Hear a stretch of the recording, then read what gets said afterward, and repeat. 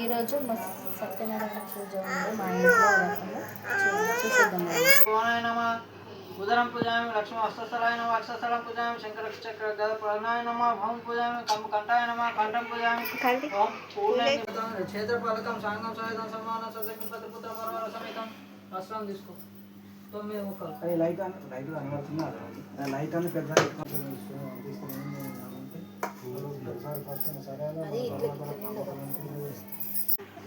నాని అసలు దాన్నే ఉండని కుంకుమ ఓం గోవిందాయ నమః గురుపతి పూజామి ఓం ఇంద్రపతాయ నమః జంగ పూజామి అనగాయ సమాన సజకి పతిపుత్ర పరవర సమేతం చంద్రగ్రస్తోత్తర గౌరీ మహాయామి స్థాపయామి పూజయామి వస్త్రం 9కి వస్త్రం 9 అరే ఆకనే ఉదరం పూజామి లక్ష్మీ వస్త్రస్థలాయ నమః వస్త్రస్థలం పూజయామి కుడుకల చూడండి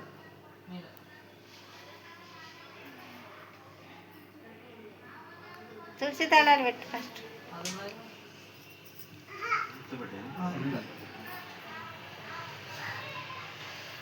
ఇప్పుడు పువ్వులు పెట్టు, ఎన్ని పడితే కానీ చిన్న చిన్నవి పెట్టు, చిన్న చిన్నవి పెట్టు. సకల ఐశ్వర్యం పొందిన వారే పరమన మోక్షం పొందరు. అది విని నారదుడు అడుగుతున్నాడు, ఓ దామోదర, నా వ్రతం ఆచరించడం వలన ఏమి ఫలితం కలుగును? నా వ్రతమెట్లు ఆచరించవలేను? కానీ ఇదివరకు ఎవరు ఆచరించింది అది అంతా సవిస్తరముగా చెప్పమని కోరాను.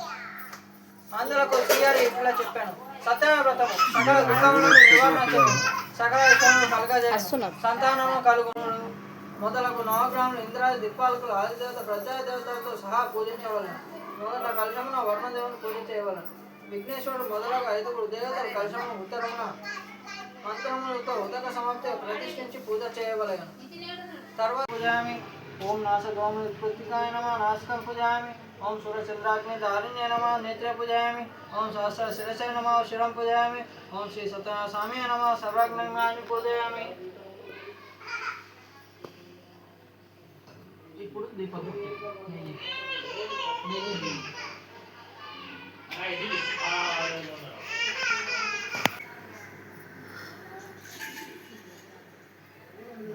అలా పెట్టి మళ్ళీ నీళ్ళతో స్నానం చేయొచ్చు.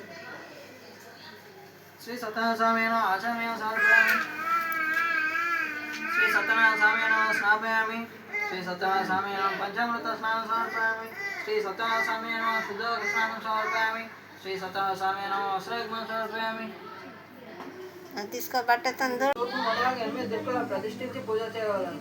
పిదప సత్యనారాయణ స్వామి కలశం మీద పూజ చేయగలను. 4 వర్ణముల వారు స్త్రీలు పురుషులు కూడా ఈ వ్రతం ఆచరించగలరు.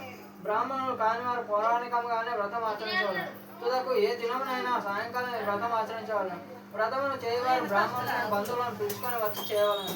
అరటి పండ్లు, ఆవు నెయ్యి, ఆవు పాలు, గోధుమలకు అదిలేనిచో, బియ్యమునక చక్కెర లేనిచో, బెల్లము ఇవి అన్ని సమానంగా అనగా శరీరంపై చొప్పున చేసి ప్రథమం తయారు చేసి స్వామికి నివేదన చేయవలను.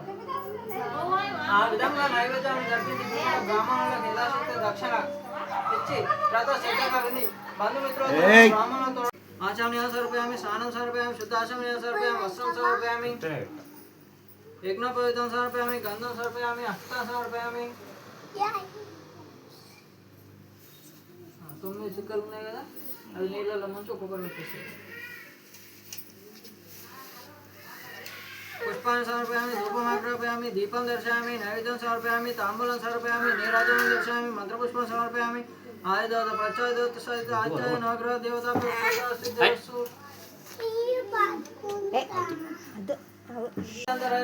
నిర్గుణుడై సుగుణాత్మటువంటి వాడవై ఆది పురుషుడై అటువంటి వాడవై భక్తుల బాధ తొలగించినటువంటి శ్రీమన్నారాయణ నీకు భక్తితో నమస్కరించుకుంటున్నాను.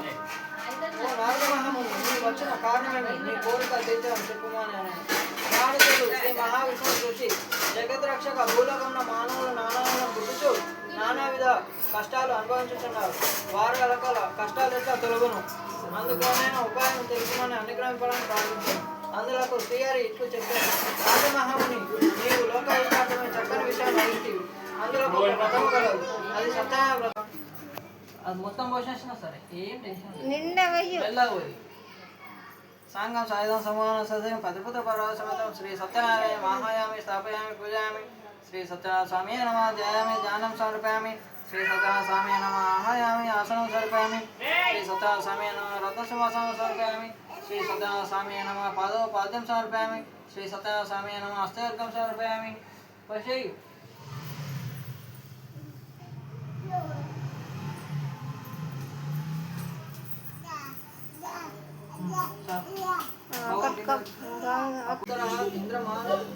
ఇంద్రమాహయామి స్థాపయామి పూజయామి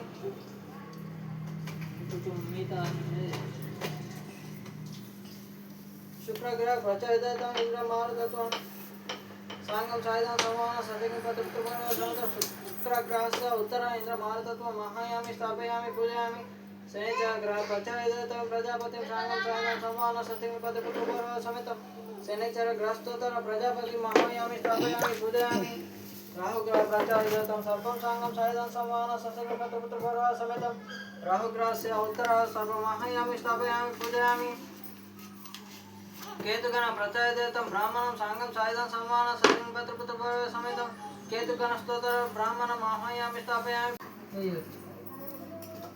సాంగం సాయుధం సమాన సజగం పత్రపుత్ర సమేతం ఇంద్రం దిక్పాలక మహాయామి స్థాపయామి పూజయామి సాంగం సాయుధం సమాన సజగం పత్రపుత్ర సమేతం అగ్ని దిక్పాలక మహాయామి స్థాపయామి పూజయామి సాంగం సాయుధం సమాన సజగం పత్రపుత్ర సమేతం యమం దిక్పాలక మహాయామి స్థాపయామి పూజయామి సాంగం సాయుధం సమాన సజగం పత్రపుత్ర సమేతం నిరుత్పన్ దిక్పాలక మహాయామి స్థాపయామి పూజయామి సాంగం సాయుధం సమాన సజగం పత్రపుత్ర సమేతం వరుణం దిక్పాలక మహాయామి స్థాపయామి పూజయామి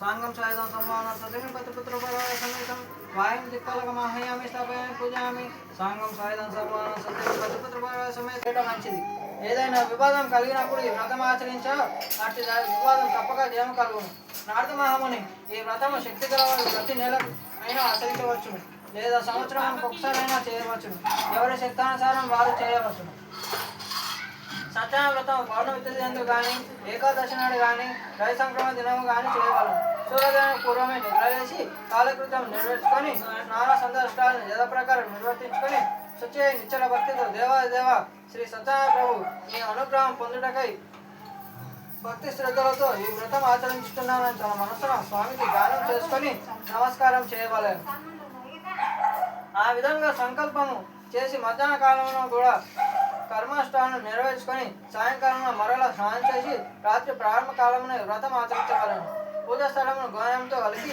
శుద్ధి చేసి వరిపిండి మొదలగు 5 రంగుల చూర్ణాలతో ముగ్గులు పెట్టి దానిపై నూతన వస్త్రం పరిచి దానిపై బియ్యం పోసి దానిపై కలశమును ఉంచగలను కలశమును వెండితో కానీ రాగితో కానీ తులకు ఇత్తడి లేదా మట్టితో కానీ చేయవలేదు లోపచ్చము చేయరాదు యథాశక్తి అంతయు సత్యనారాయణ స్వామి మహత్యమేనని వేరే కాదని నిశ్చయించుకొని ఇక నా శక్తిని అనుసరించి స్వామికి కొలిచానని నిశ్చయించుకొని అందరిని పిలిచి తన అభిప్రాయం చెప్పి స్వామికి సాష్టాంగ నమస్కారం చేసి వేడుకొనని అంత సత్యనారాయణ స్వామి వైశ్యునిపై కర్ణ వహించి ఆ వైశ్యుడ నీ కుమార్తె ప్రసాదం భుజింపకుండానే భర్తను చూస్తా వచ్చినది ఆమె ఇంటికి పోయి ప్రసాదం తీసుకొని వచ్చినచో అంతయు శుభమగును అని చెప్పాను ఆ విధంగా ఆకాశం నుండి వినబడిన మాటలు విని కళావతి వెంటనే ఇంటికి పోయి స్వామి ప్రసాదం స్వీకరించి వచ్చాను ఆమె తిరిగి సముద్ర తీరం వచ్చేసరికి తన భర్త నావతో కూడా పైకి తేలి ఉన్నది అది చూసి అందరిని చాలా ఆనందించింది అప్పుడు కళావతి తండ్రిని చూసి తండ్రి ఇంకా ఆలస్యం ఎలా చేసేదావు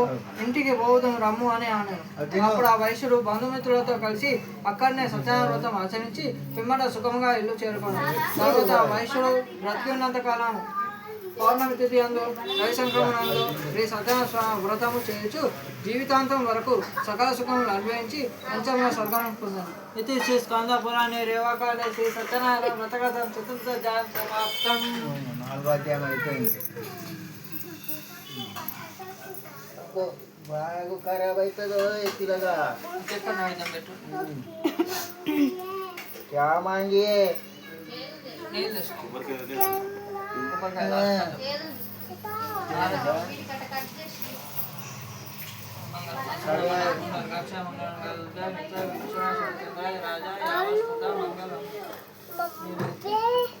కడవ కట్టి